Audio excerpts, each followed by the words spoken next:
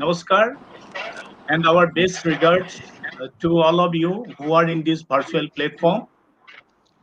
Before I introduce the inaugurator, I, on behalf of the Sankaradeva Research Foundation, welcome you all to this webinar.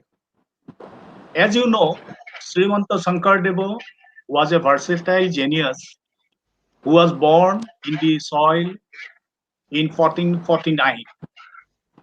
In a very short time, it is not possible for us to highlight his contributions to Assamese society and culture. In this honor, we have founded this organization to work for humanity, most especially in the field of education. Till date, we have organized some programs like webinars. Today's program is also a venture to reach scholars across the globe to work together for the cause of new generation. Today, we are very happy that Professor Venkatapulla sir has accepted our request to inaugurate the order webinar.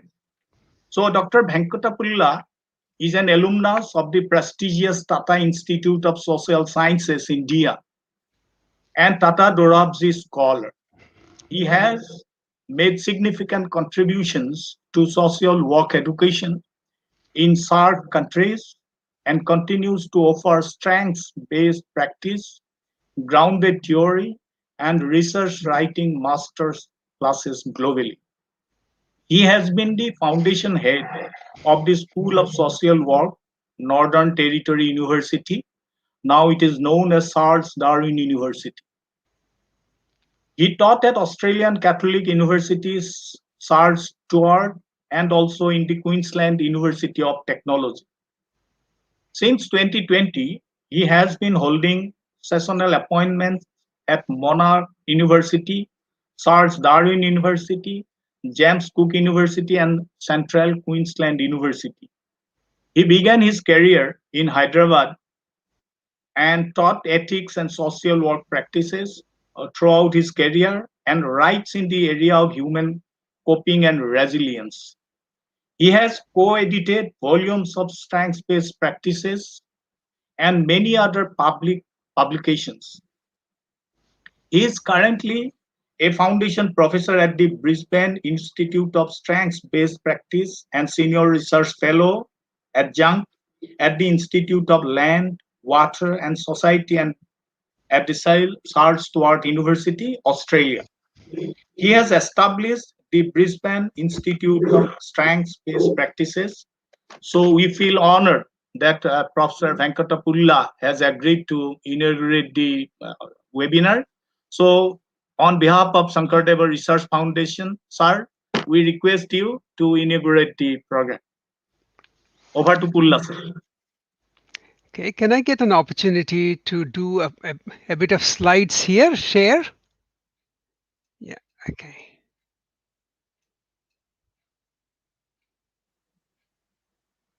Yes, sir, we'll be glad for Yeah. it. Okay.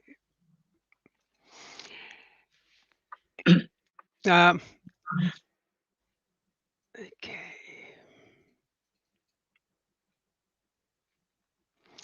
Is the sharing okay? Hopefully you are able to look at the sharing. It gives me great pleasure today to talk to this particular congregation of researchers, Mr. Vice Chancellor, colleagues from the journal, Hiranya, as well as Rituparna, and also Divya Jyoti, and other colleagues who are all possibly joining on this. I think, inaugurating a program of research, particularly if you're doing something afterwards in a huge program of research writing, is a great privilege by itself. Now, if I were to give a few thoughts at this point of time as inaugural thoughts, apart from congratulating you guys to having thought about this at this time, it's important for me to make it topicalized to what we are going throughout the world, which is COVID-19 and much more so at this point of time, the second and nearly third phase as far as India is concerned. And I just plan to put a few photographs because I don't have much time anyway as part of my inaugural lecture. So I'll put a few photographs which have gone viral, and I want you to understand why they have gone viral and what possibly would be the ontological considerations for research in the current climate. And you can see straight away one photograph that I've used. The first one is a bird holding on to a mask. And this certainly has confused Twitter, which of course is at the moment very confused as to what it needs to do with all the politicians and their twittering in India. But let's assume that this is much more than that and see how we can look at it. So my feeling is you couldn't ignore the pictures that went viral because they are about our life. They are about what we are seeing today. And today also happens to be the June 5th, which is the Environmental Day, on which population, environment, all issues centered around the nexus between uh, the societal and the ecological issues we always, or at least expected to think about. So today I'm very pleased to address this, and it's a great honor, as I've said.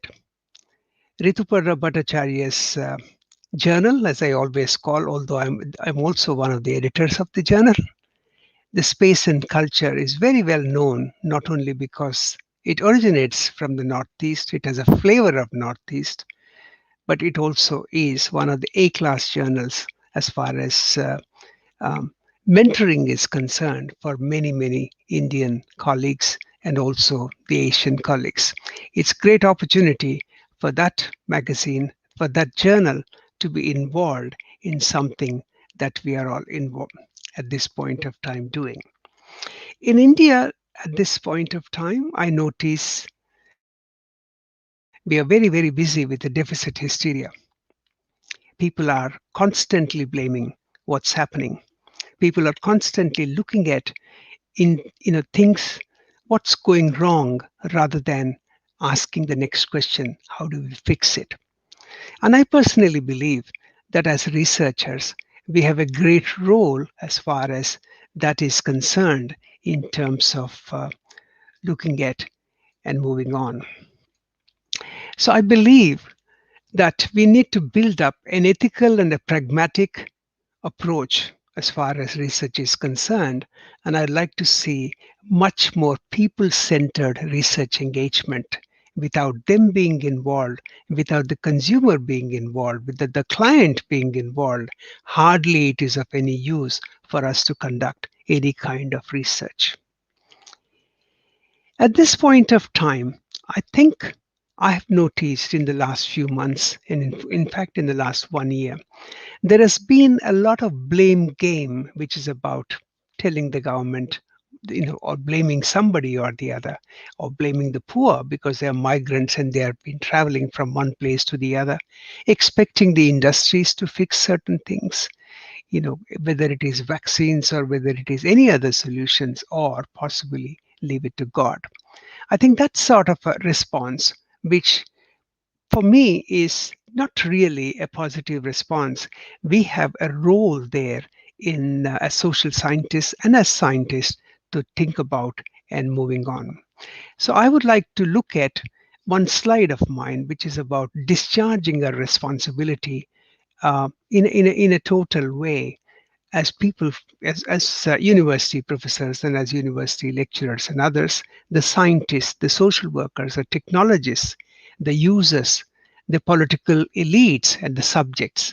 I think there is a need for us to come together with an intention of planning and working out what needs to happen. And this can only happen if there is, in fact, what I would call a journey towards a positivist thought. So when you look at pictures like that, which are about migrants, the journal that I talked about Space and Culture India carried a lot of articles more recently about the travails and the narratives from the migrants. Now, what is the kind of knowledge that we need to create as researchers today? I think we need to move from the objective knowledge to a contextual knowledge. And we also probably, for a change, also think in terms of getting hold of a little more narrative in India, particularly the positive narrative in India. So, what's working within India? How can we make it work? It's understandable that we have a gigantic problem at this point of time. Everybody is struggling. It's not just that the governments alone or the bureaucrats alone or the doctors alone. We've got value crises in that particular country. We've got people wanting to make a business out of the pandemic. So, if we are looking at it, could we look at from quantity to quality? In other words, could we think in terms of creating those opportunities for ourselves where people can think in terms of, you know, think and talk about what exactly is happening? I want to approach, as a researcher, this is my approach, and I'd like you to think about it. I recommend approaching the pandemic to understand everyday human experience in all its complexity and in all its natural settings. I'm aware that approaching life as it is may seem like a value laden inquiry. In other words, we're not adding anything, we're just looking at it. But then, how else will you know what is happening to the people? How else will you grasp about and understand the social realities and the constructed realities of people, if not through your observation? In fact, in order to illustrate this, I'd like to know now when you look at that, when you look at some of these viral pictures that I've taken about, each of them is a story by itself. It's here is a story about a policeman helping somebody with a mask. But there is also a picture that you might have seen. A policeman takes a lathi and pushes away somebody. So there are things where you need to be realistic about what is happening and what you need to be looking at as well. The next picture, for instance, is also a research question. We can't let children go in with those kind of questions. How do orphans live? A 6-year-old wanted to know. She's not an orphan, but she's hearing about it. How do you reassure a children when they are hearing about so many people dying? How do parents help them cope with anxiety when the parents are also anxious? Don't leave it to the psychiatrists. Don't leave it to the geographers. Don't leave it to the social scientists and economists to number them. How many children are orphans? Think about solutions. Think about ways and means by which you can build up the narrative, build up the community, and build up some kind of strength within the community. So those are some of the thoughts that I have got. And I wanted you to see, you know, the goodness of what is happening in our society. Whether you see people eating food, whether you see a lady looking for a fashionable mask, what does that mean? It means not only have we coped in that country, we are possibly accepting a new normal. And if it is a new normal, well, then why not? Why just have a very clinical mask which is from the hospital? Why not have a mask which is probably colorful, which goes with the dress? And that shows not only that India has an opportunity, India also is a resilient society. It'll come out of these things, and that is one of the things that you probably need to look at. And in a way, my approach to showing you some of these photographs, this is about the last Christmas. At that point of time, we've seen in some places, probably this is a picture from Goa or somewhere, there has always been, this is social workers in Cochin trying to pack meals around. And so I wanted you to see the reality through these viral pictures. Then again, of course, there's a sad picture there. It's about migrants, which in the first phase, it was a huge issue. People, all the press, the left and the right, everybody took it up and wrote, a reasonable, a reasonable picture. Some portrayed, some people have portrayed a very nasty picture. And nobody ever wanted to find out where and who, what is the nexus of creating this entire migrant labor in this particular country? Why does a person from Hyderabad, Telangana, have to go to Chhattisgarh to work when there is enough work for him in Telangana, and where a Chhattisgarh person comes over to work in Telangana? I couldn't understand in the beginning. But then I started going deeper and deeper, and then I found huge mafiosi involved in creating false conditions of labor, false conditions of unemployment in each of those areas, controlling them through contracts and everything else. A huge agenda for social workers, huge agenda for social change people. Now, we haven't picked it up. We've been critical.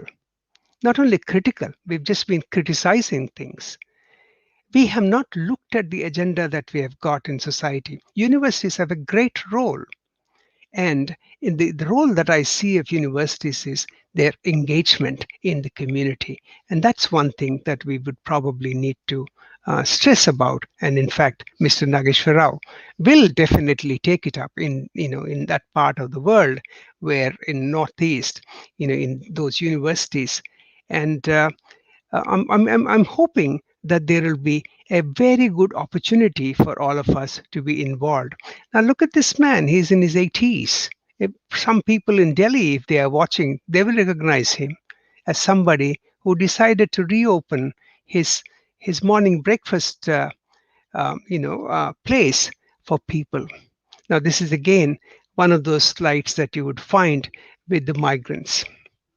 So probably this will be my last slide, and I've noticed that I've already taken more than 6 minutes. I want to begin with a discussion. I want you to begin, and also this is my ending slide, assumptions about the nature of reality, which is the ontology, and assumptions about the nature of knowledge, which is epistemology. Hold on to them, knit them, knit them together, and it is possible for you to create a new positive narrative about India's future out of COVID, and take it from there. So the product I anticipate as a research foundation that you have got, we will have a people-centered research, we will have a people-owned research, and we will also positively have a positive research. Thank you very much for giving me this opportunity, and look forward to listening to the other lectures. Thank you. Thank you, sir. Thank you, sir, for your wonderful speech and sharing with us your experiences and reflecting on your thoughts about quality and qualitative research. Now I request Dr. Dibyajyoti Mohanto to introduce today's keynote speaker, Dr. Rituparna Bhattacharya. Thank you, Sanika. So we are indeed very happy that Dr. Rituparna Bhattacharya, who is a UK-based research consultant and the editor-in-chief jointly of the journal Space and Culture India, about which Professor Venkat Pulla has already mentioned in his inaugural address. So we welcome Dr. Rituparna Bhattacharya. She accomplished Senior Fellow Advanced Higher Education, formerly Higher Education Academy, United Kingdom in 2021. Earlier in 2018, she became the Associate Fellow, Advanced Higher Education, formerly Higher Education Academy, United Kingdom. She completed her Master's in Geography from Banaras Hindu University and gained her PhD from the School of Geography, Politics and Sociology, Newcastle University in 2019. In April 2017, Journal World Development Elsevier awarded Rituparna for outstanding contribution in reviewing. Earlier in 2011, she received New and Emerging Scholar, Journal Gender, Place and Culture, Routledge, Taylor and Francis Group for her contributions to gender and development in South Asia. She has a number of publications in reputed journals like GeoJournal, Springer, Asian Social Work, and Policy Review, and some other reputed journals. So we are very fortunate that she is presently working for the Northeast and also very eager to work for the social development of Assam.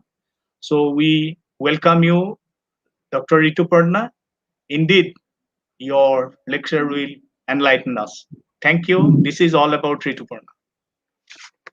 Thank you very much, Dibajyoti Da. So you are a dada to me always. So, so, thank you so much. And I thank actually Dr. Professor Venkat Pulla sir for a very flamboyant speech, and for mentioning, about the journal space and culture with which he has been involved, I think for about last 8 years, I think 8 years he has been involved with the journal. So even Professor Hiranya Nath is there. So he also, I just contacted him while we were planning to launch the journal, and he has been there since inception of the journal in 2003. Sorry, 2013. So and I think today is the first day I have been meeting him virtually. So so where communication was going on through through emails only. So today I'm quite fortunate to meet all of you. So today I begin my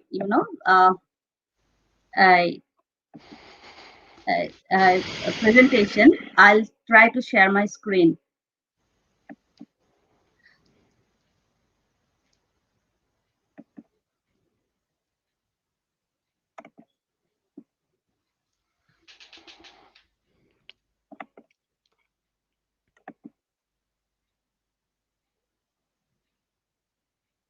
Can you see the screen?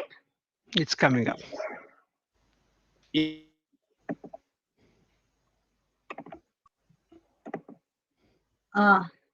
Can you see the screen? Yes, visible. Okay, visible. okay.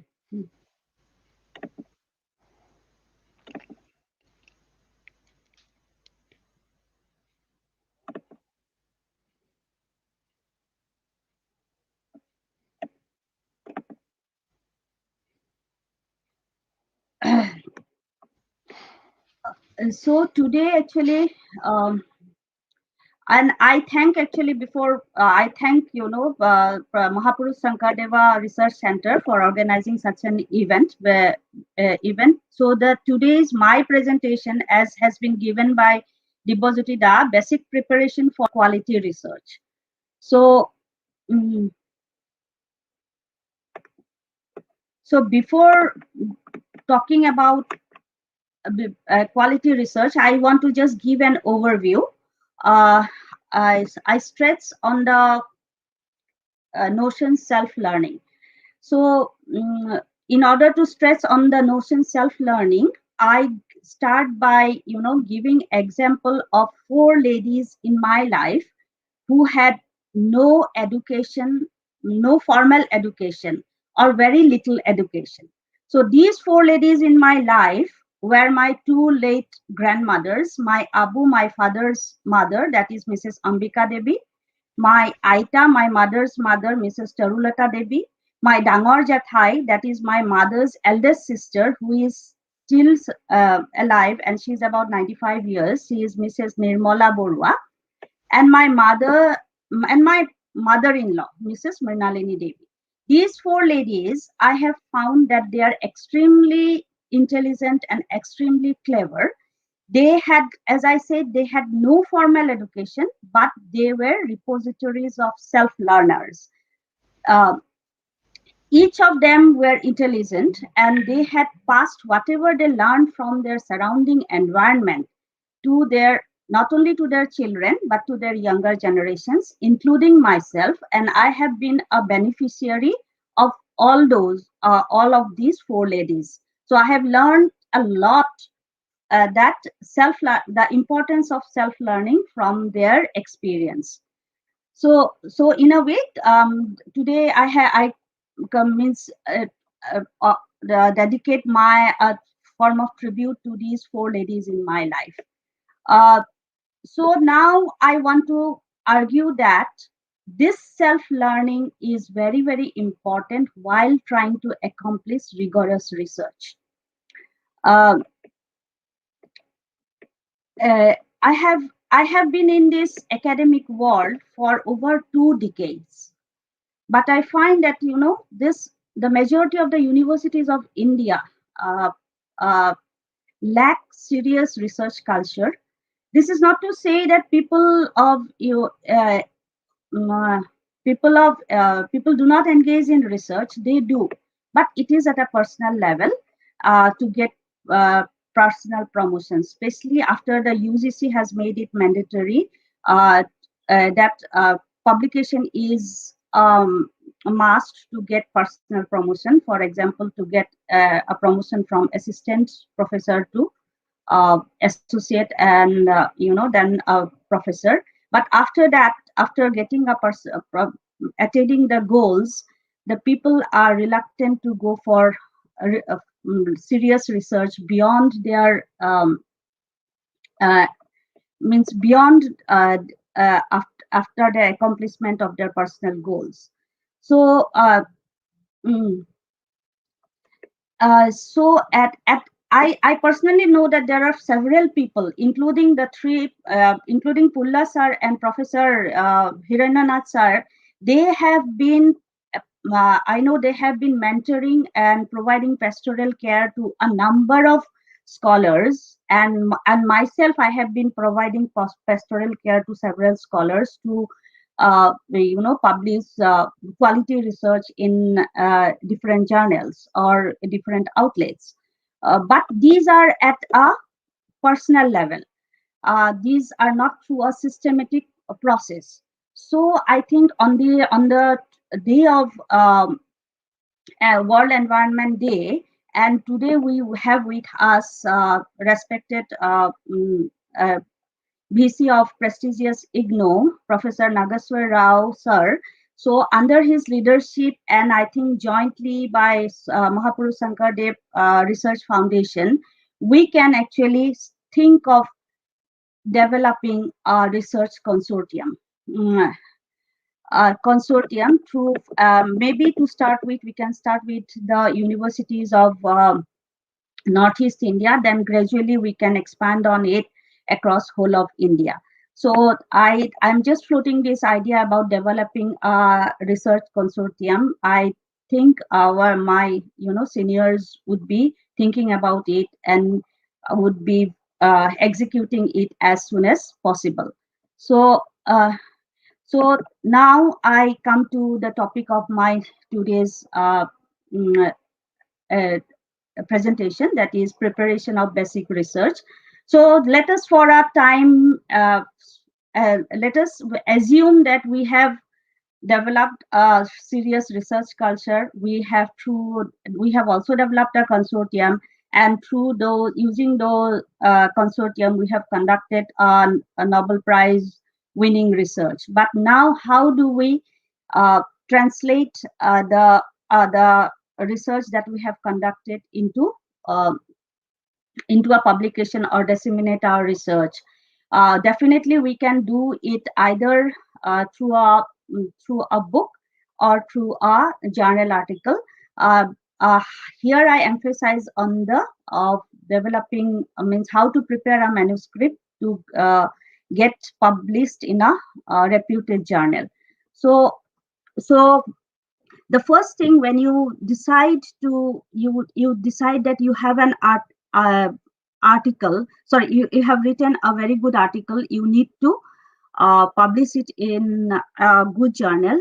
I would request you just look for different database, like UGC care list. For that, in order to go to UGC care list, you just Google UGC care. Then they will take you. You need to register over there, log in. Then you just browse your mouse over the UGC care. That where you will find different different list, a journal list which has been recognized by the UGC consortium.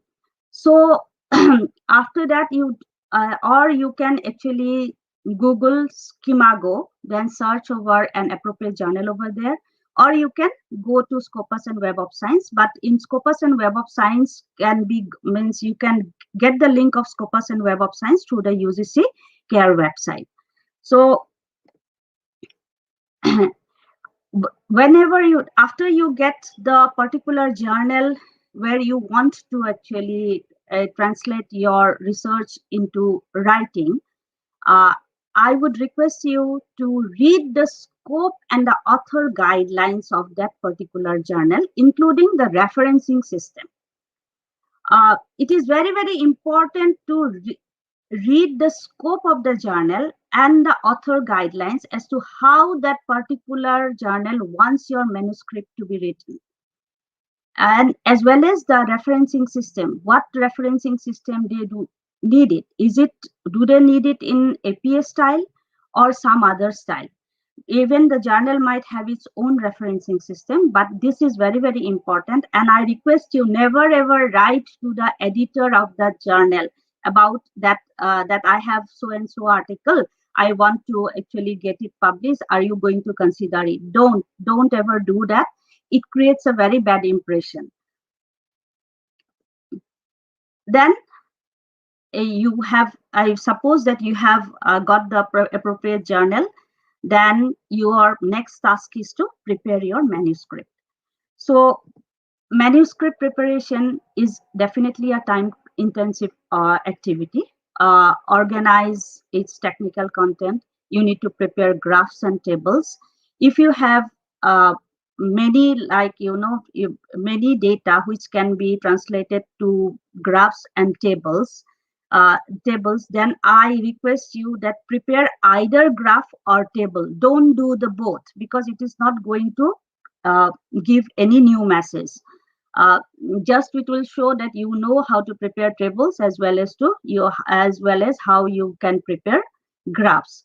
Just stick to one. Either you present the tables in a very good format, appropriate format, or in prepare the graphs.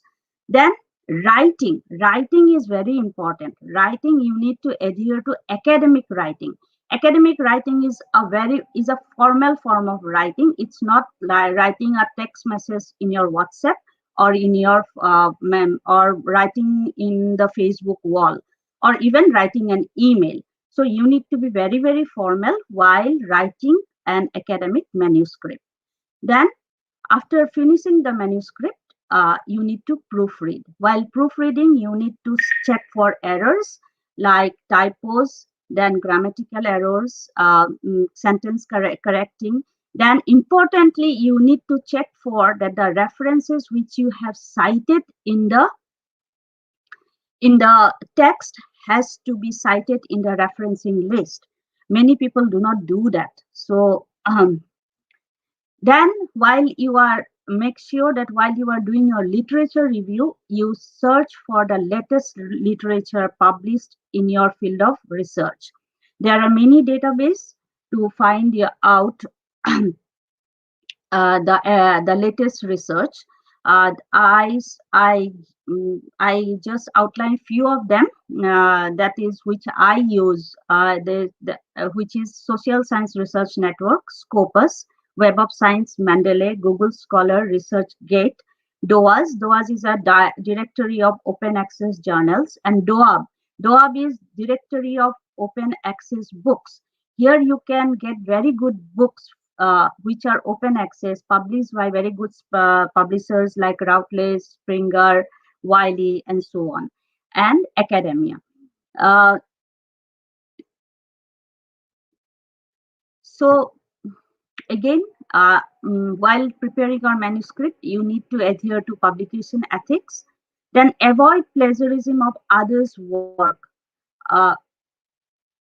And I will come to plagiarism in my next slide, I guess. Then avoid multiple publication of the same work. Means if you have a particular research, you can publish multiple papers from that research, but not the same work again and again. For example, if you have a research on, say, domestic violence, you can have one paper or two papers even on the findings, then one paper on the methodology, one paper on reflexivity. Then that means you cannot publish the same work by just changing the name and changing the sentences, but you can publish different papers but not the same paper. Then never submit your manuscript to more than one journal at a time. If you have submitted your manuscript to a particular journal, then wait for about 3 to 4 months for the outcome. Then if it is accepted, then it is well and good. But if it is rejected after peer review, it don't get depressed. It is also a form of take it in a positive manner. You get the feedback, so it is a form of feedback. Just revise it on the basis of the feedback, then find another appropriate journal, then send it there. But nowadays there are provisions, I think, in Springer and Routledge, I guess, that if your manuscript is rejected in a particular journal by Springer, then there is an option for you to give tick so that they can send it to another journal, appropriate journal. But I'm not very sure about it. You have to check it yourself. Then the next point is cite and acknowledge others' work appropriately. Otherwise, it will be issue of plagiarism. And the last point is that only list co-authors who made major contributions. Don't just add authors because they are your friend or they have asked you for their own personal promotion. Don't do it. It is totally unethical. So there are ways to avoid plagiarism. I said plagiarism is a cancer actually. So it is very tempting to plagiarize, but never ever do that. Never ever do that. There are 4 ways of plagiarism. That is literal copying, where you actually reproduce a work of word by word or in your manuscript without the permission or acknowledging the original source. There is substantial copying. So this process can include research materials, tables, or equipment. So it is not that you cannot use them. Yes, you can use them, but you have to take permission from the author or from the publisher and cite it appropriately. Then paraphrasing. In some paraphrasing is a good way to actually use others' work, but you cannot steal others' work and without acknowledging others. Even if you paraphrase, but the idea is not yours, then it amounts to plagiarism. So amounts to plagiarism, and so you need to actually cite it appropriately. And text recycling, which I have already mentioned, that you cannot recycle your own text in different outlets. So it also amounts to plagiarism. Then the next is academic writing language. The journals are mainly in English, although most of our, I think majority of us attending this webinar, our English is our second language, doesn't matter, but you cannot write poor English. It has to, as I said, it has to be very, very academic and formal. Poor English makes it difficult for the editor and reviewers to understand your work and might lead to rejection of your paper straight away. No question about it. So we need to hone our writing skills. So again, I reiterate that while writing the academic manuscript, you need to remain alert to common errors, sentence construction, incorrect tenses, inaccurate grammar, mixing languages. So so academic writing is a time-consuming task. So we should adhere to quality writing. As Pulla sir has mentioned in one of his slides, that we should focus on quality rather than quantity. So I completely endorse his viewpoint. So so now let us assume that we have completed preparing our manuscript. So before submitting it to the particular journal we have chosen, we need to review it again, reread it again, to make it completely error-free, so that it is not rejected soon after it is submitted. Because roughly 45% of all submitted manuscripts are rejected before peer review. So it is important to revise before we submit. Even in our journal, which is, as I say, it's known for, it's a mentor journal. That there we have rejected, our total rejection rate is 61% as of October 2020. So we need to be very, very careful while submitting your manuscript. This is simply the nutshell I have given you to prepare the basic things that are required to prepare your research manuscript. And I conclude by thanking you all. My email is given here. If you have any questions, you can just email me. Thank you. Thank you, madam. Thank you, Rituparna. Thank you, madam.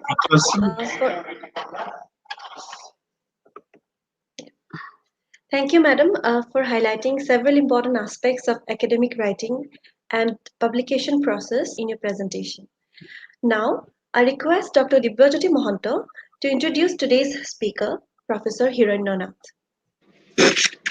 So thank you, Sainika. So we are very fortunate that one of our great son, our son, is with us, though he is working in USA.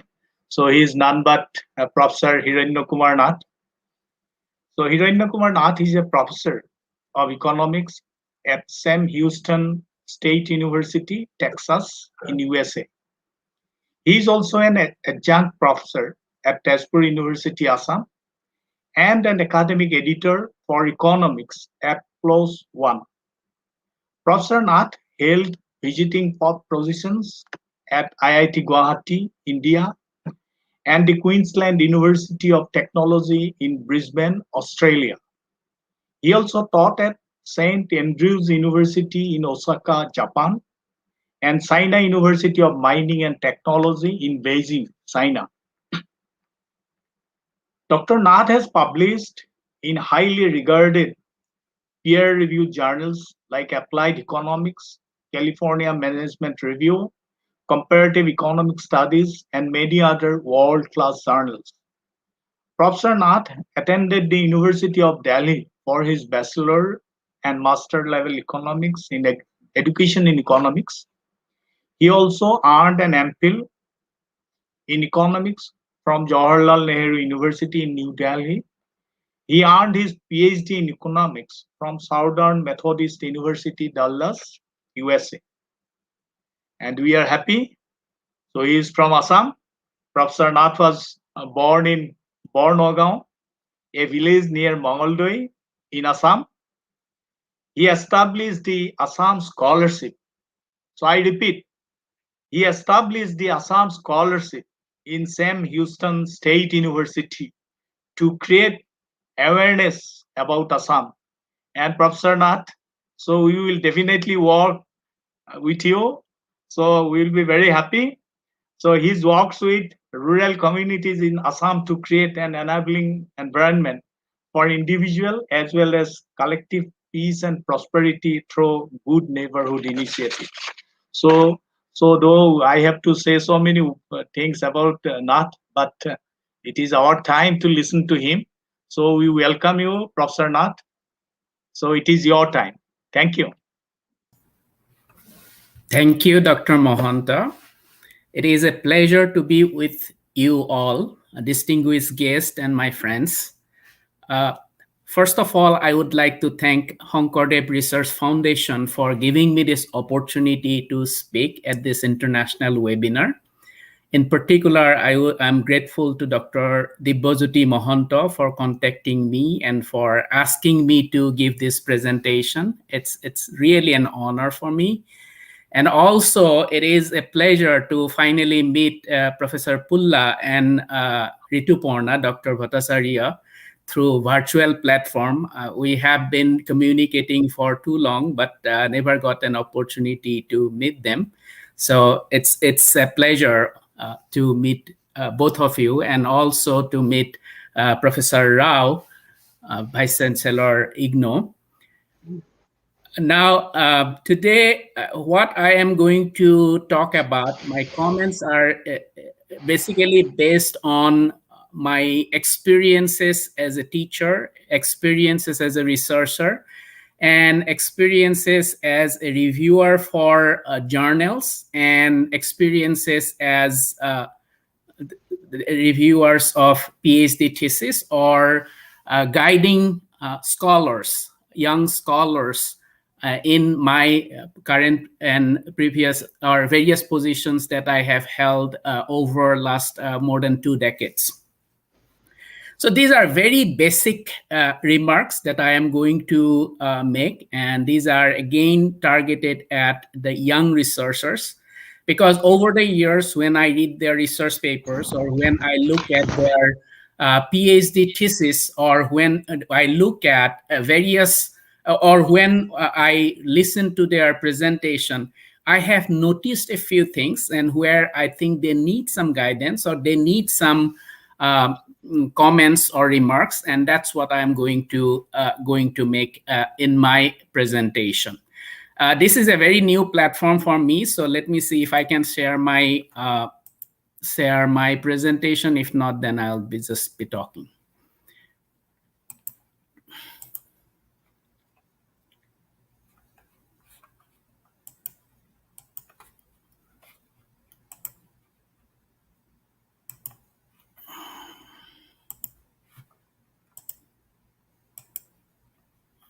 Think.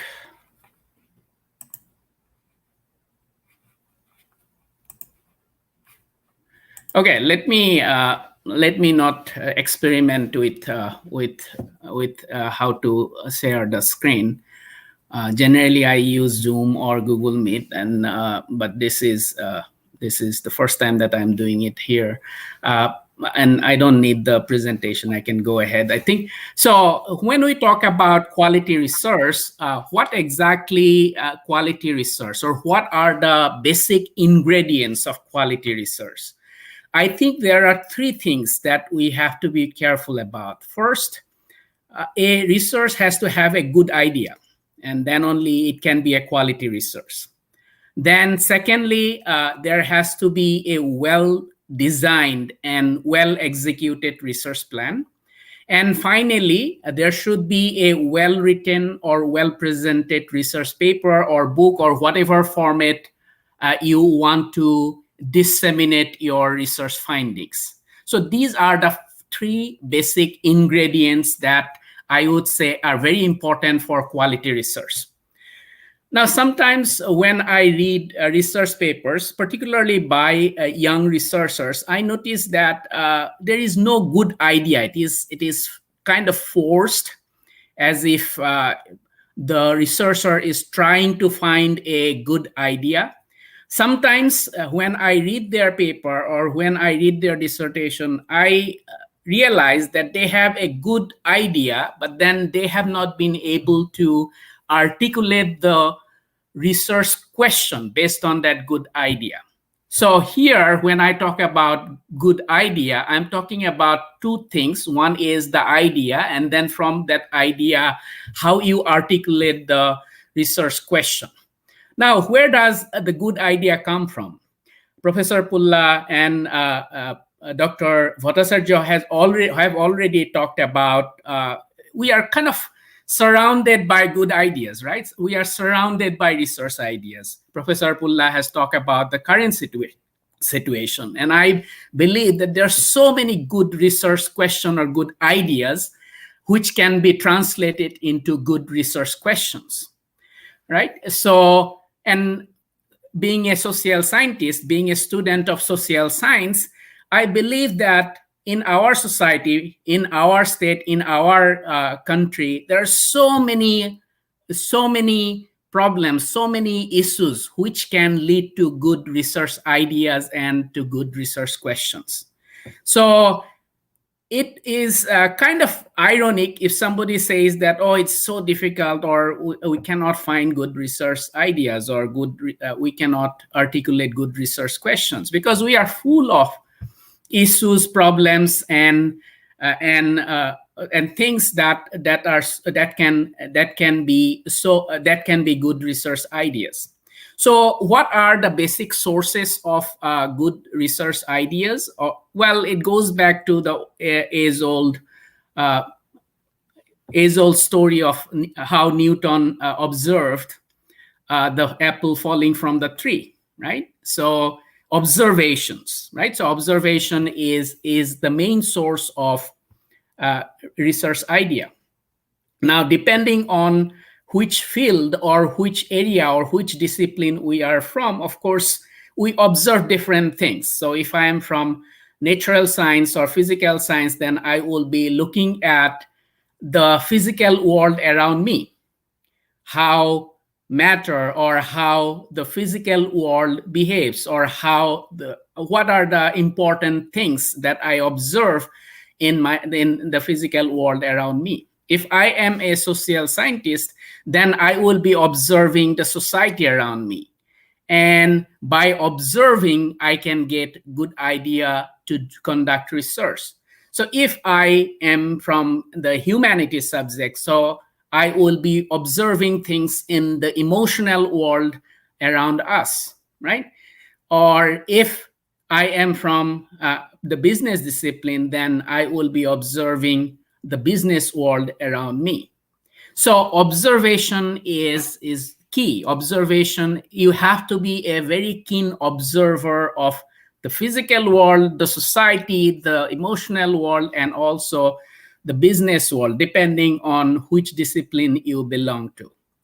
Then you can also find good ideas, and these observations can be also based on interactions. What kind of interactions we are talking about? Any kind of interactions. It could be an interaction with ordinary people on the street. It can be interactions with your children. It can be interactions with your students. Many of us teach in colleges and universities, or maybe in school. Interaction with students can actually lead to very good research ideas, particularly for me, and more than, in fact, my graduate level courses.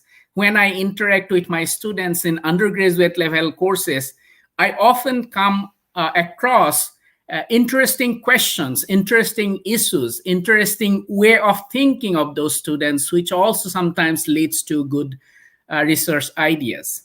Then, of course, when you conduct research or when you teach in a particular field or particular area, you also get to interact with experts.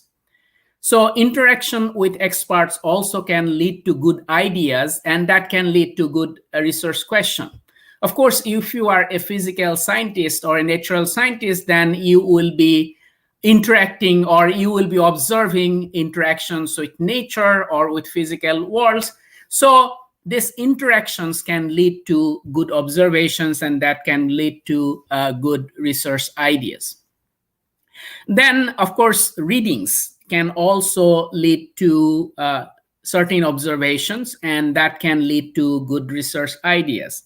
Now, what do you read? Anything almost, right? So by reading newspapers, by reading magazines, by watching even television, by reading something over the internet, and sometimes also by reading discipline-specific literature. Every discipline has a literature of the research studies, right? For example, in economics, we have a huge literature on different topics. So by reading that discipline-specific literature, also we can have good research ideas.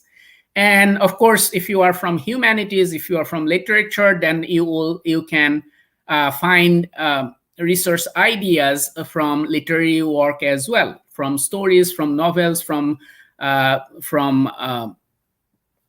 poetry. And in fact, even social scientists can get ideas from a literary work. And there are some very famous research work in social science, let's say in even in economics, which actually started from reading literary work, novels or stories.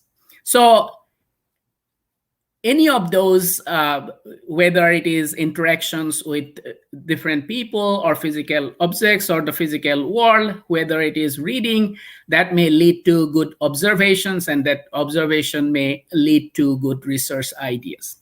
Once you have a good idea, the next step is how you can translate that good idea into good research question. And that is a journey, and that in fact is a part of the research process, right? So you may have a good idea, but how you translate that into a good research question.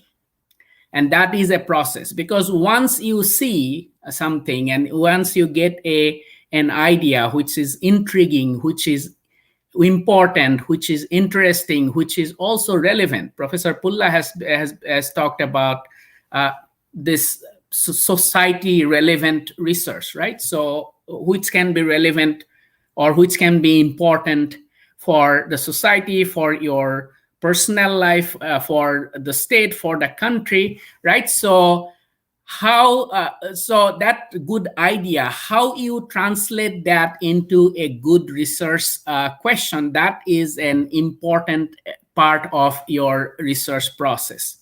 Because once you come across that idea that is intriguing, right? So you have to do certain things. What are the things that you have to do?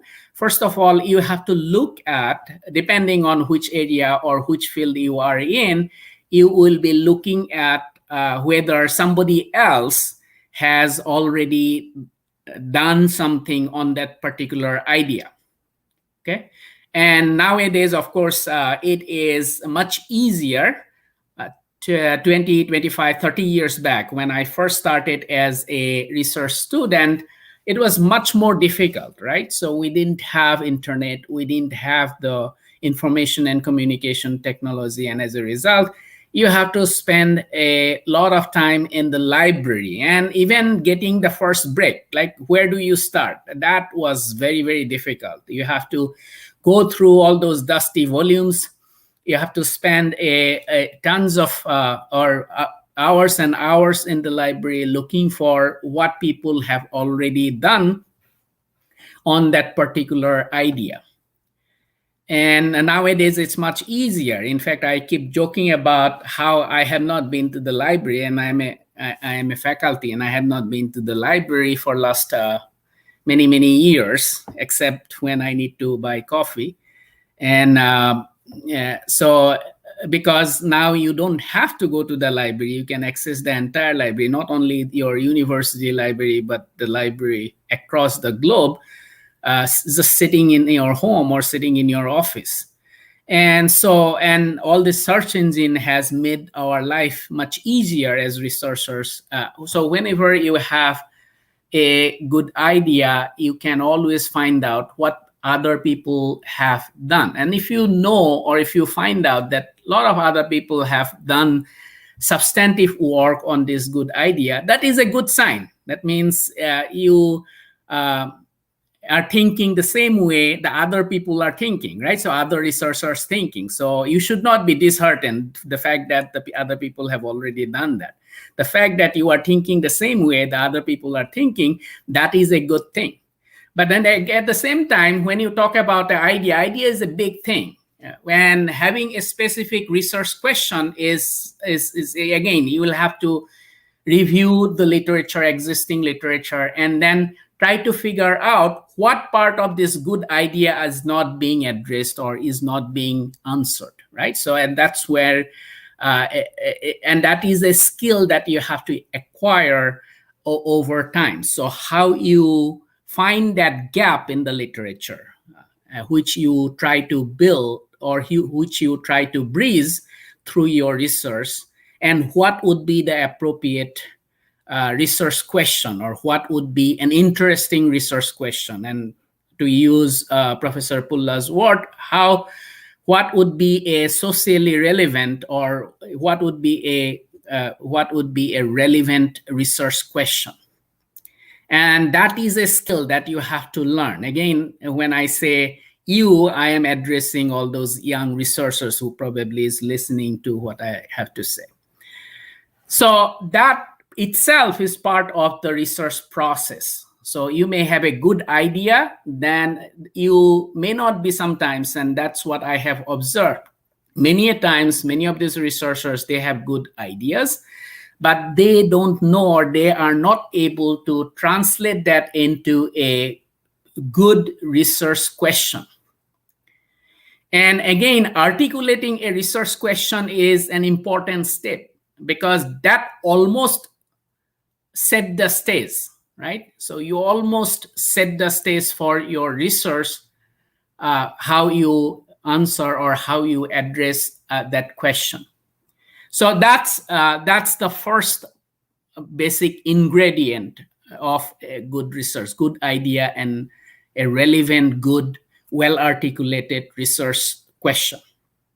So that's, I would say, is the very first and very basic ingredient of quality research, and irrespective of discipline. Then comes, once you have a well-articulated research question, then I think things are easy, because during that process, when you read numerous articles, books on that particular idea, and you already probably have familiarized yourself with the methodologies that are used, the research design that have been used by different authors or different researchers. So that also is part of your learning process. And that also is one area where you can contribute through your research.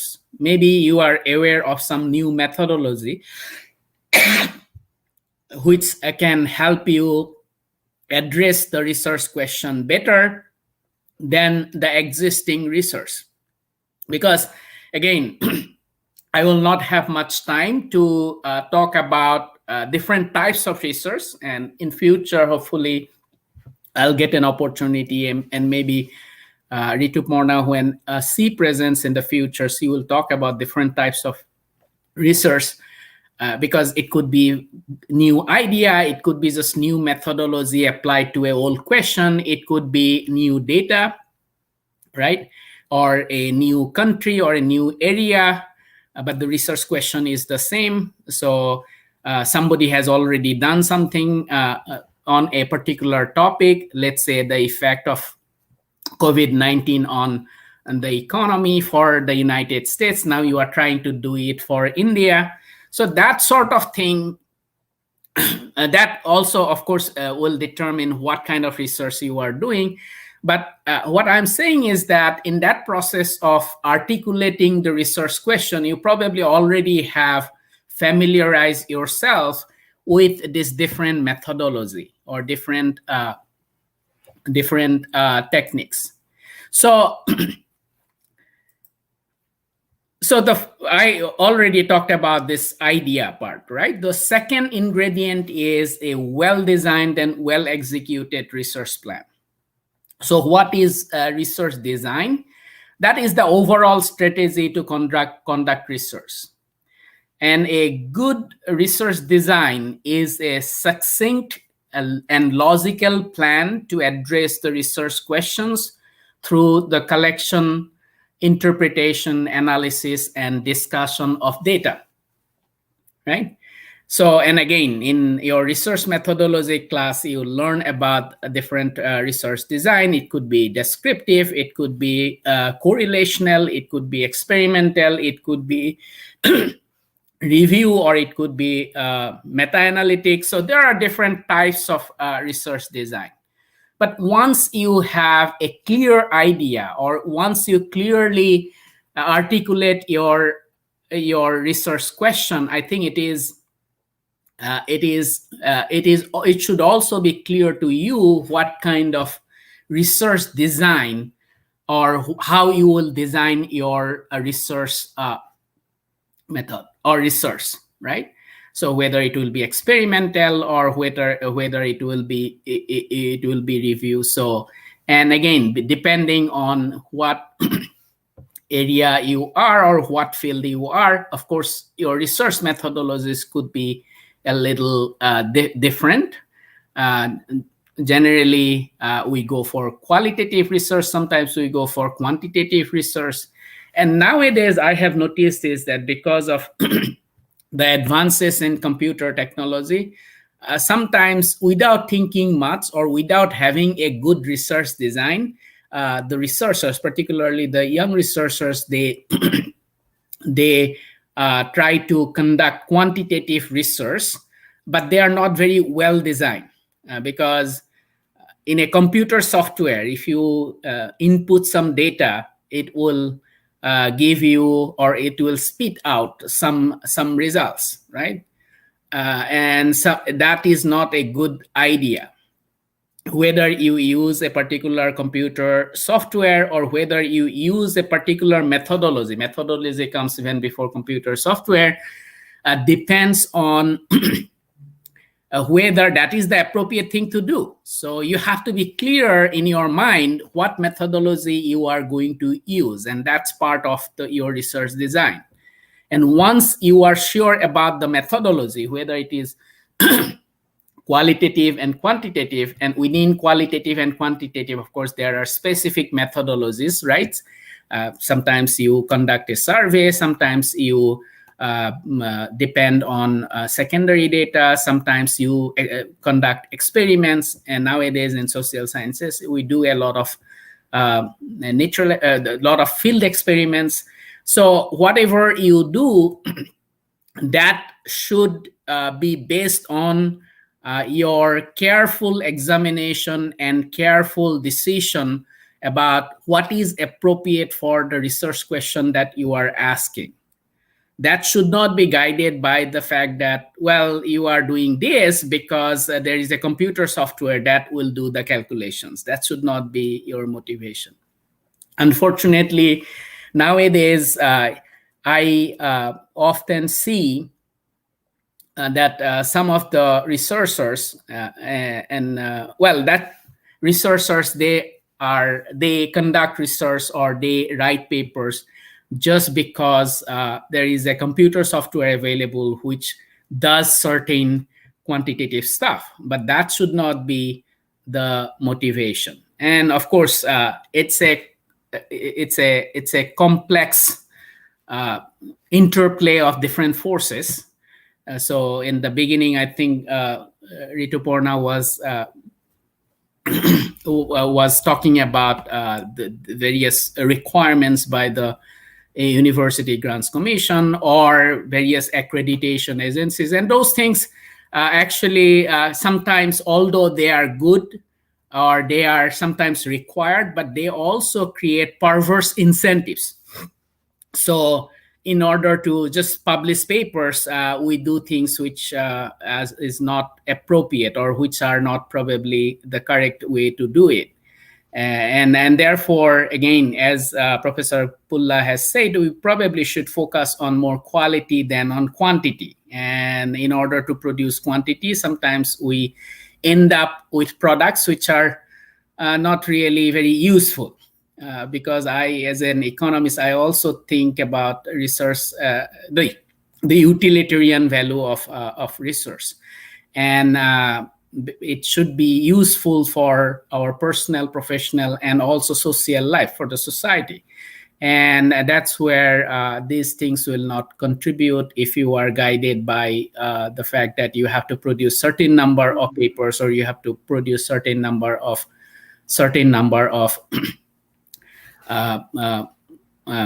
books. Now, that is about research plan. Then how do you execute that research plan? Of course, that's also an area where you need to be very careful, because an execution of a research plan requires the researcher to be unbiased, unimpassioned, thoughtful, patient, and diligent. You cannot write research paper overnight. I think if you write it, I would not be. I would be suspicious if you can write one research paper in overnight, right? So it takes a time. It's a process. You have to go through a lot of stuff. You have to be very diligent. You have to be, at the same time, when you write a research paper, it may not get published overnight. Most of the time, it doesn't get published overnight. Generally, in my case, it takes 2 to 3 years from the very beginning to the end. I'm being a little more efficient now because I know a few things about publishing, and that also comes to you over time. And listening to people like Professor Pulla or Professor Dr. Bhattacharyya will help you how you can gain that efficiency, because they are involved with publish editing and publishing journals, and they can give you very important tips. But then again, we cannot hope human beings to be completely unbiased, completely unimpatient. But then when you are a researcher, you have to be as unbiased as you can be. Because let's say you conduct a primary survey. When you go to collect data or you go to interview people, so you have to be very careful. You cannot force people to say things that you want to hear, right? So you have to be unbiased. You have to be, in a way, indifferent. You have to be you have to be careful. So that's the second part of or second basic ingredient. So a well-designed and well-executed research plan is the second ingredient of quality research. And then finally, the third ingredient would be a well-written and well-presented research. Good writing is very, very important. Grammatical, when I say good writing, what are the basic ingredients of good writing? First of all, most of our research is in English language, and for many of us, as Rituparna has said, for most of us, English is second language. So we have to be careful about the grammatical correctness. But at the same time, I think very important for me, many of the young researchers that I have had the opportunity to read, I see that they are grammatically correct. But at the same time, what they are lacking in, they are unable to present a cohesive, comprehensive thought or an idea. So there should be a cohesion and clarity of the thoughts. And also, whatever you write in your research paper or in your books should be consistent with your research findings. And it happens quite often. Sometimes I read papers and then they will talk about the policy implications of their research. And that policy implications is completely designed or completely not related to what they found in their research. Let's say I am talking about the effect of COVID on education, and then I found certain things, or there are some certain findings from my research which is based on data. And then if I, at the end of my research paper, if I talk about something completely different, which is not related to what I found about the effect of COVID on education, then obviously that is disjoint, that is not consistent. And when I talk about good writing, that is also a part of a good writing, because you cannot write something which is not suggested by your research findings. And then Rituparna was talking about presenting data, right? And that is a very good, that is a very important skill. So how you present data. Sometimes what happens with some of the researchers, they present the same information in the form of a table, in the form of a graph, and also they write the same things in their text, right? So it's just the description of the data, but that is not a good presentation, right? So a good presentation, you have to think it through. It's a creative process in a way. You might think only the artists they create artwork, right? So, but then researchers also are artists, because you have to think creatively. What is the good way to, let's say you want to present some data visually. That means you are presenting in the form of graph, right? What is the most appealing, because there are different types of graphs. So what is the most appealing and informative graph? So by looking at one graph in a research paper, I should be able to have a kind of guess, or I should be able to get what message you are trying to convey through the graph.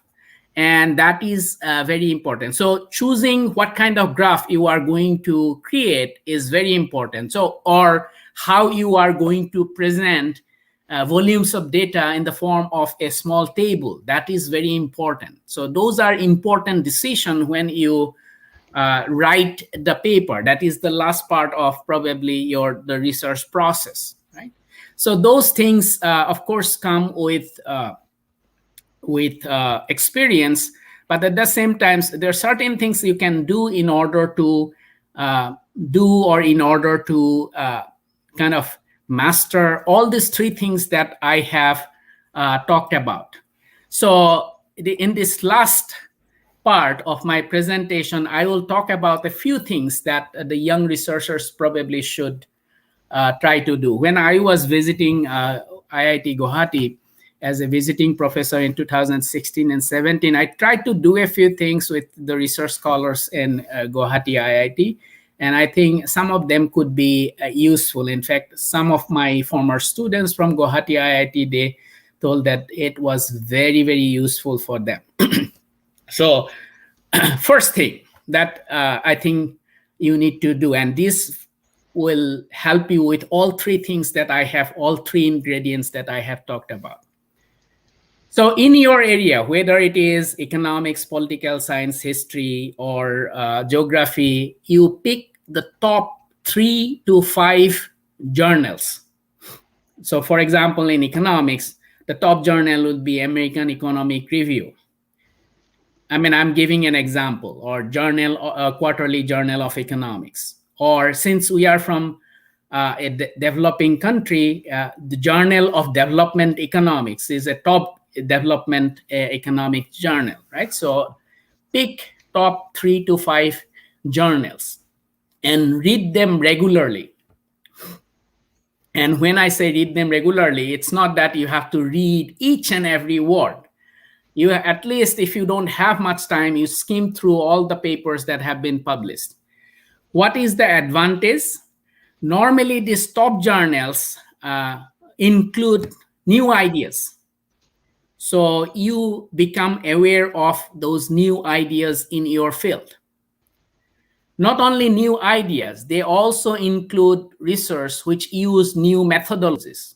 So if you find an article which is published, which probably you think that is important, or you find it intriguing, then you should read the whole thing. And you should think about the idea. You should think about the research question. You should think about, or you should be familiar with the methodology. So by regularly reading these top field journals or top journals in your discipline, will help you keep up with where the overall research going on, or you will be familiar with the frontiers of research. And then, of course, you attend a top research conference in your field and interact with other attendees and presenters. And again, if possible, go to the top research conferences. Nowadays, of course, organizing research conference has become a big business, and as a result, people, and since it is a requirement, let's say it is a requirement, use is a requirement, and people end up going to some conferences. But some of these conferences are not very useful. They're just money-making events, and that will not help you much. So try to go to the best conference, let's say in India, in the field of economics or in the field of political science. Or if possible, go to the top conference in your field worldwide, right? So, and listen to the presentation, go to the sessions, interact with the presenters, interact with the attendants. And it is very important to create a network of people who are in your area, in your field. And in future, if I get an opportunity, I will talk about what is the importance of this network in our academic life. And also in your institutions, attend full-length seminars or webinars. Generally, full-length webinars or seminars in the United States is a 1 hour, 1.5 hours seminars, right? And again, if you get an opportunity, do not be afraid to present at a full-length seminar. Generally, if you go to a conference, you don't get much in terms of presenting, because you present for 10 minutes or 15 minutes, and you don't get an opportunity to extensively present your research. So if possible, go to a full-length seminar where you are the only speaker and you are talking to somebody who is probably are interested in your topic. There you get good feedback. And then among the young researchers, I would encourage you to organize some reading seminars. So in the beginning, I talked about regularly reading the top 3 to 5 journals, right? So what you can do, you can have a brown bag club or a brown bag reading seminar. It's just a half an hour, 45 minutes, right? So in that meeting, while having lunch in your institution, you can actually have a brown bag reading seminar, and that's how it is called, brown bag, right? So you basically bring your lunch in those brown bags, and then you discuss a new paper in the field that, let's say, 5 of you or 6 of you are interested in. That way, you whatever you don't understand in a paper can be cleared by can be clarified by somebody else in that group, and that may also lead to collaboration and research. So I think for PhD students, for young researchers, having this kind of brown bag group, reading group, is very, very important. You can also read a book, like you talk about probably book clubs. And those are very, very important. And nowadays, after COVID, one positive thing that has come out of COVID is that you actually don't have to go out. You can have those reading seminars even sitting at home. So you can have those on Facebook or on Zoom or on Google Meet. You can have these small groups where you discuss a paper. You can decide that this is the paper that has been published in American Economic Review, and it looks like it is relevant for India, so let's discuss it. So everyone reads the paper, somebody takes a lead, and then you discuss it in those reading seminars. And that helps you with all 3 things that I have talked about. Generally, the top journals, the quality of writing is very good, the research design is very good, and they are well executed, and also the ideas are new or they are very good. And of course, as a professional academics, you will have to keep updating your skill set. And therefore, it is very important that you go and attend research methodology workshops or summer or winter schools. And again, because of this huge proliferation of ICT webinars nowadays, in last at least 1 year, I think it is much easier for you to attend those methodology workshops where you learn about new methodology or new developments in research methodology. So that's kind of my 2 cents to all the young researchers. Whenever I see a paper, whether it is well written or not, I really get excited, and I try to read and I try to comment on those papers as much as I can. Sometimes my knowledge is very limited. My experiences are also very limited. Within my limits, I try my best to do whatever I can to help the young researchers. And having said that, I again thank Sankaradeva Research Foundation and Dr. Mohanto for giving me this opportunity. Thank you. Thank you. Thank you.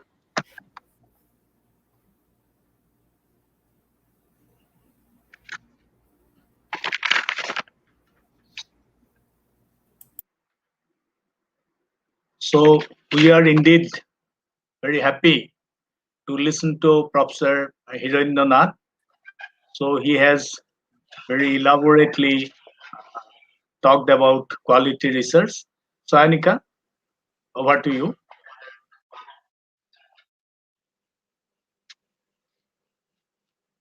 Thank you, sir, for your wonderful speech and sharing your ideas on quality research, especially on certain pertinent topics like methodology, research plan, research questions, and etc., among others. So now I request Dr. Dibajyoti Mohanto, sir, to introduce the chairperson, Professor Nageshwar Rao, to this August online gathering. So thank you, Anika. So finally, we are coming to one of our distinguished professor of India. He is none but Professor Nageshwar Rao, sir. So Professor Nageshwar Rao, sir, is presently the Vice Chancellor of Indira Gandhi National Open University since 2018. Before joining Vice Chancellor of IGNOU, he was the Vice Chancellor of Uttarakhand Open University from 2016 to 2018. Prior to that, he was the Vice Chancellor of UP Rajarsi Tandon Open University. He started his career as a lecturer in the University of Allahabad in the Department of Commerce and Business Administration. Later, he joined as a reader in Banaras Hindu University. Till today, 41 students have been awarded PhD under his supervision. Professor Rao received his DPhil from University of Allahabad. He was conferred the Fellow at Commonwealth of Learning Canada in 2019. We are very happy that Professor Rao sir has a link with Assam. So he was conferred the honorary D.Litt from Krishnakanta Hendik State Open University in 2019. So he has, to his credit, 8 books. Most popular among them is Administration and Public Enterprise in India, and the second one is Communication Skill. So we are very fortunate that Professor Nageshwar Rao sir has agreed to conduct the program as chairperson. So over to you, Professor Nageshwar Rao sir. So it is your time, sir.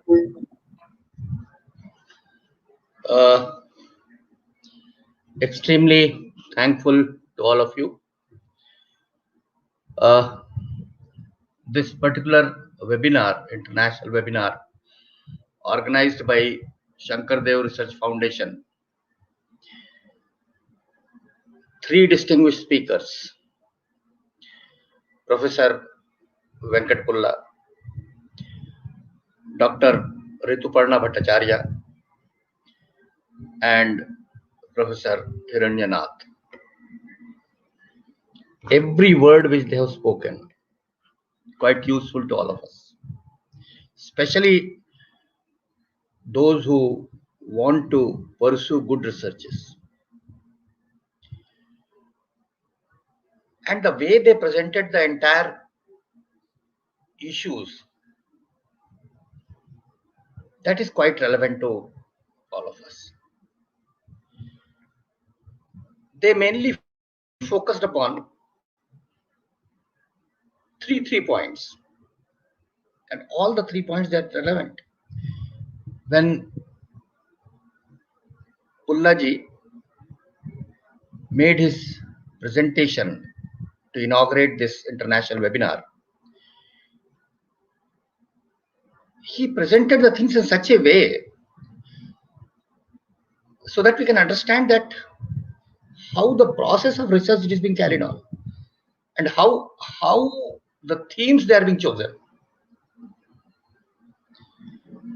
People-centered, people-owned, and positive researches. And he picked up the issue quite relevant to all of us, COVID-19. Positive researches. Your research must have social relevance to the society. And that is the thrust which he has shown. Then we listen to Rituparna. She talked about those fast track mechanisms which some of our researchers, they go for it. Plagiarism, the language issue, the poor language. And also talked about the publications, where you can send your publications and the process of improvement it will also result.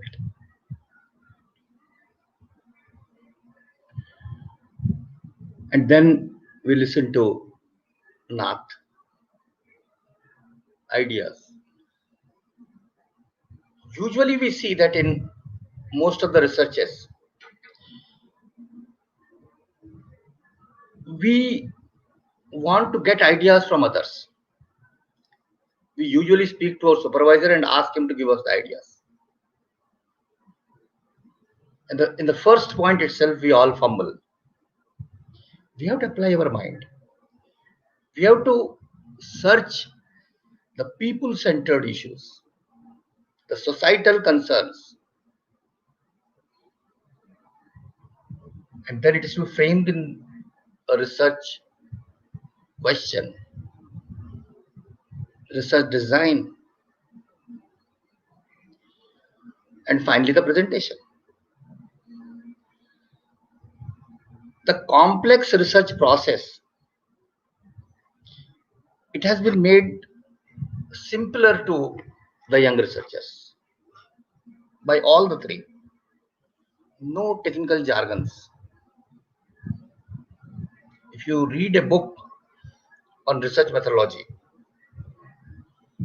you'll find lots of research jargons.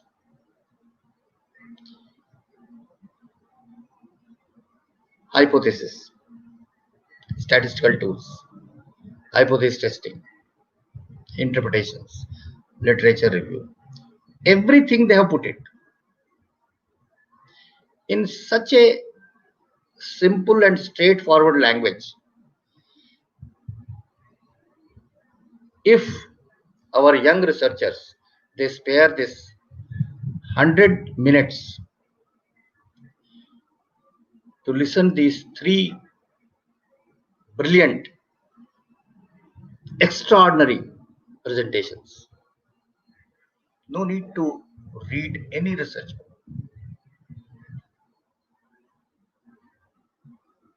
Goody and Hart, Pauline Young, they all are the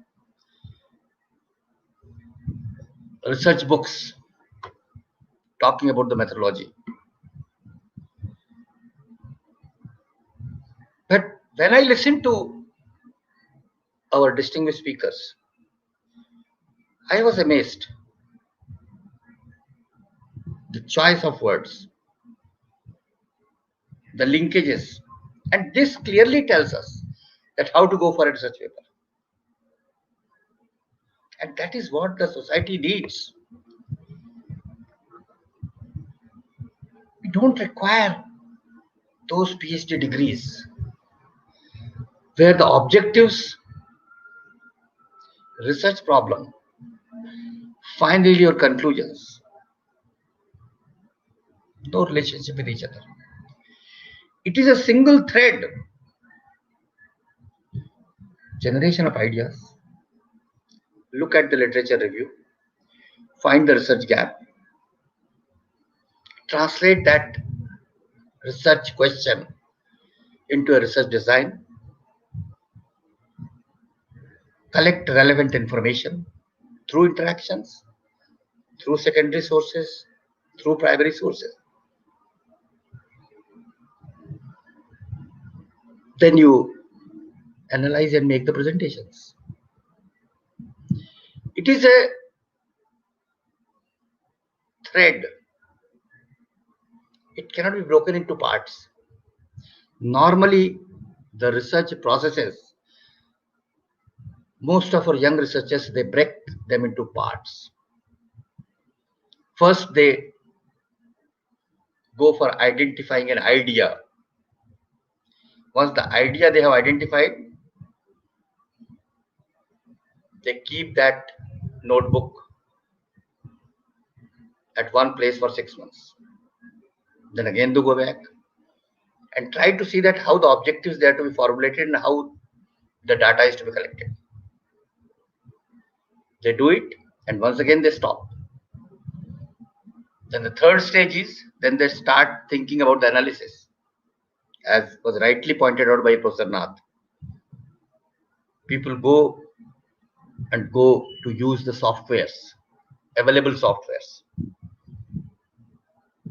to convert that data to get some statistical results. May not be relevant with the research question, may not be relevant with the objectives for which you are pursuing your studies. And in the end, the conclusion suggestions for which they devote only 2 days time. For a PhD work I am talking about. So that is not the spirit of a good quality research. And that is what this particular international webinar has focused to show us the clarity of the issues to which our young researchers they are confronted. I don't have any words to appreciate the 3 distinguished speakers. Every word, because Dr. Venkat Pulla, he has put a comment that there in Brisbane, it is midnight. But even then, he is listening to other distinguished speaker. Already he is a distinguished speaker. So you see that the words of wisdom, they are very, very precious to all of us. Dr. Divyajyoti Mahanta, he has given me a great opportunity to listen all the 3. And it gives us clarity of almost all the issues. If you have to go for a paper, if you have to go for a dissertation for MPhil, dissertation for PhD, or any other societal issue to which you would like to probe for, everywhere you'll find the relevance of the presentations, it is there. I'm thankful to Vidya Bharati, Dr. Pawan Tiwari ji, who is present over here. Great learning, great words of wisdom. And I must request Mahanta ji that this should be widely circulated. And if possible, if you can give it to me, then we can put it on our website, because we do have 30 lakh learners spread all over the country as well as outside. The researchers, they will be benefited because of that. our country will be benefited. Social scientists, they will be benefited. The way that linked the idea to different disciplines. A person of Hindi, he will look at that idea from a different perspective. The same thing, it is being examined by a professor of management or by a professor of chemistry differently. And that is the beauty which they tried to articulate in the short span of time to all of us. Thank you very much. Thank you for giving me a patient hearing and providing me a great opportunity to be with you all this evening. Thank you very much. Thank you. Thank you, sir. Thank you. So Sainika. Yes, sir. So, yeah, before the Dr. Pawan Tiwari, he formally gives the vote of thanks. So, if you permit me, I'd like to just speak a few words. Yes, sir. Sir, Okay. definitely, Okay. sir. Yeah. So we are overwhelmed when Professor Nageshwar Rao sir has accepted that this is a very valued discussion, and he has agreed to uh, uh, just upload these lectures in the IGNOU website. So this is the spirit that the Sankaradeva Research Foundation is trying to do for the researcher. Nageshwar Rao sir, we understand how much you are busy in your field of education, in the administration, and even I know during the time of pandemic, you have to address so many webinars across the country, even outside. So in spite of your busy schedule, you have accepted just over a phone to share this event. And we are very honored that a distinguished person like you is here amidst us. And you have encouraged us. Your words are quite valuable for us. We hope in the near future too, we will be fortunate to have you amongst us, sir. Nageshwar Rao, sir, we are very thankful. And I know so it is already midnight has passed in Australia. And Professor Venkata Pulla sir is a very senior person. Still, so he is listening to already Nageshwar Rao sir has spoken that how these people, even though they are very scholarly people, they have the patience to listen to others. They have showed the respect that how the researchers should listen carefully. This is a lesson that Venkatapulla sir has given to us. And we know, so all the time Venkatapulla sir is very busy with reviewing different articles, writing books, and even he is working for capacity building. And he is a very strong person in the soil of Australia.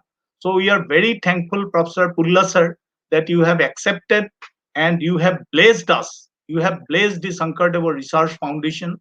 We hope that in near future too we will be able to give guidance from you. And how can I express my gratitude to Rituparna? She is just my own sister. So she is working in different and diverse field, and her heart is always in Assam. She is always working, she is always thinking for the development of Assam. When I talk to her, she immediately accepted. And she is insisting me that we should work together. There should be a research consortium which can help to work for the development of Assam. In Assam, we have different issues.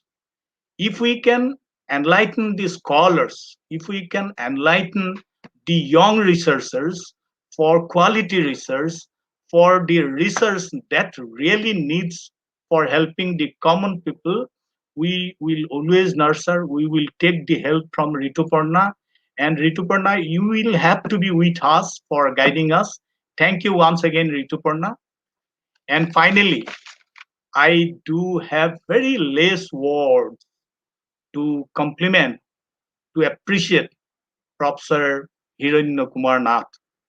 I know it is early morning in Texas, and even I know that he has the habit of reading, writing, reviewing, and doing many work till late night. In spite of his busy schedule, Professor Nath has accepted our request. It is because he is also from our soil, and he is very passionate, and he is very sincere, and he is very uh, eloquent too. And you see, the way he has delivered his topic, definitely it will encourage our researchers.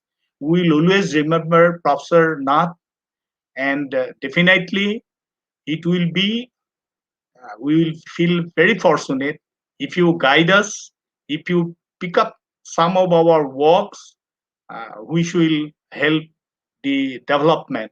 Already you are working for the development of rural people here. I know it. So it is our time that we should work together. Thank you, Professor Nath, for the time you have given. So finally, so I must also thankful to Dr. Sainika Roy, thankful to the technical team, thankful to the participants, thankful to the listeners, that your wholehearted support has made the occasion successful. So I do not have words to express our appreciation to all of you. Finally, I request Dr. Pawan Tiwari ji. So because it is your time, I know how do you appreciate the work. So you just express yourself. Over to Pawan Tiwari ji. जी धन्यवाद doctor मान sir. आज के इस अनुष्ठान में कार्यक्रम की अध्यक्षता कर रहे सम्माननीय डॉक्टर नागेश्वर राव जी, जिन्होंने अत्यंत सहजता से हम सबको बताया कि किस प्रकार से शोध को हम वास्तविक और यथार्थ धरातल पर उतार सकते हैं। आज के इस कार्यक्रम में उपस्थित समस्त वक्तागण, विश्व भर के आज विश्व पर्यावरण दिवस के अवसर पर वैश्विक महामारी का यह दौर चल रहा है। ऐसे कठिन समय में भी संपूर्ण अलग अलग देशों से हम अलग अलग समय है, सब देशों का अलग अलग, ऐसे समय में भी हम सब आपस में मिल करके और एक शोध की गुणवत्ता को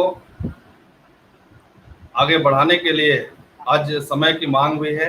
ऐसे समय पर हम सब जुड़ करके शंकरदेव रिसर्च फाउंडेशन के माध्यम से इस कार्य को आगे बढ़ाएंगे। सभी विद्वत जनों को मैं, क्योंकि औपचारिक वोट ऑफ थैंक्स हो ही गया है, इसलिए पुनः उसका पुनरावृत्ति न करते हुए और एक बार आप सबको प्रणाम करते हुए, अपना अमूल्य समय आपने दिया, सभी सहयोगियों को और फेसबुक यूट्यूब पर देख रहे सभी श्रोताओं को और आने वाली पीढ़ी को, जो रिसर्चर्स हैं, यंग रिसर्चर्स हैं, इन सब के लिए प्रेरणा प्रदान करने वाला इस आभासी माध्यम में ऐसा यह कार्य संपन्न होने जा रहा है। आज के इस पावन अवसर पर आप सबके हृदय में विराजमान परमपिता परमेश्वर के अंश को प्रणाम करते हुए धन्यवाद देता हूँ। नमस्कार। नमस्कार। मुख्य रूप से हमारे दिव्य ज्योति महंत सर को बहुत बहुत धन्यवाद देता हूँ।